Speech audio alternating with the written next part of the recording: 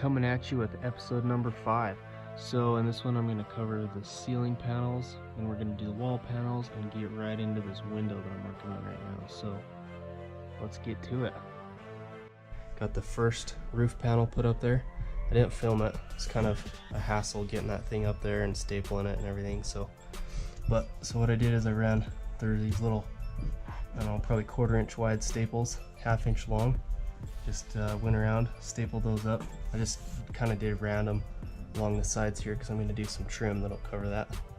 But in the middle, just went through and marked out 16-inch centers for both the middle studs.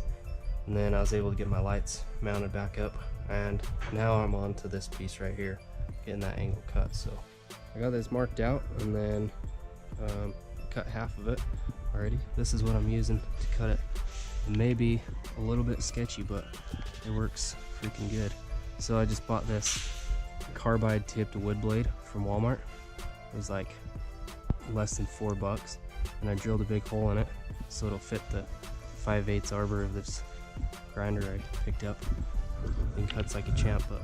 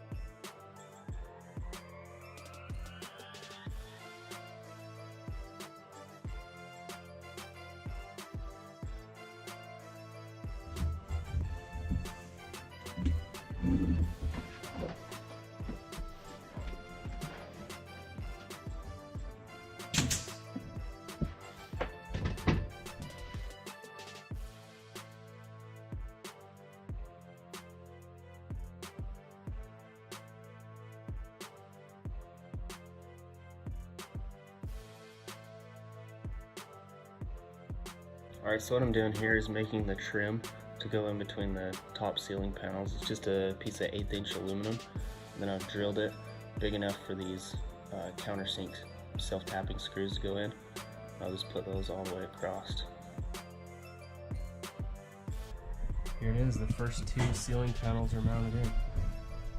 So I'm thinking on this trim that I put up, probably around some white caulking along the side there to kind of even it out. But it's actually starting to come along, go somewhere.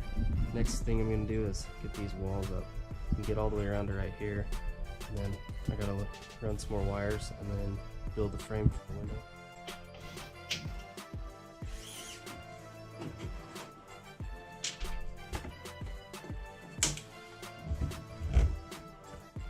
So I picked up a different kind of wood for the wall panels. So this is 5mm underlayment I got from Home Depot. That's just what it's called. I don't know, it's some sort of plywood.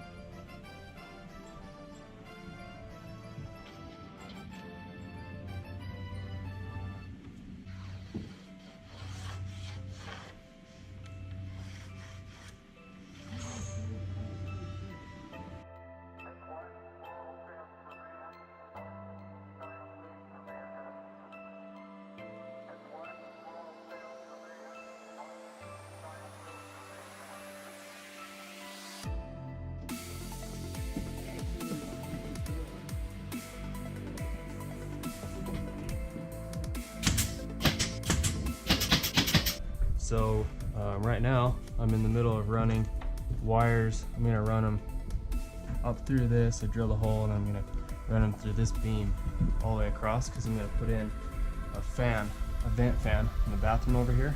So I'm going to do that. And then I've got separate wires for the interior lights, like right here. And then there's another wire that's going to run all the outside lights. So that way I can have it on a different fuse.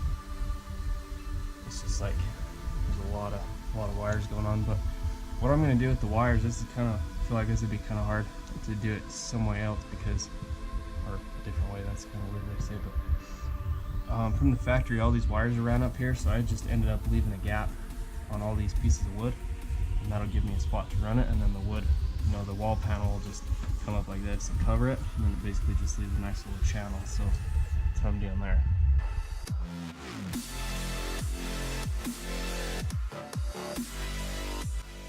Finally got all the wires tied up. Got a bunch of wires for all kinds of different stuff. Hopefully put in enough. And then I also mounted this front piece of wood right here. So now the front section is done. But we're getting ready to frame this in and cut a hole. Finally, we're gonna get this window installed right here. So my plan is to, I got these, weld those right in between there, the height that I want, and then it's about 1.1 1/8 wider, like between this and this, than the window needs to be. So I'm gonna put one piece of 1 inch right here, just weld it in between those, and be right on our way. Let's get the welder in here and get after it, huh?